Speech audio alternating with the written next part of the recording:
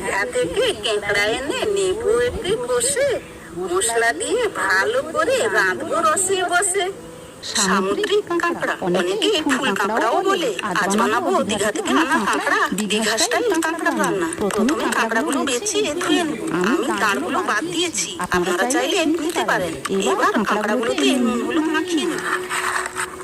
আঁচ জ্বালিয়ে কড়াই বসিয়ে তেল দিয়ে কাঁকড়াগুলো ভেজে নেব।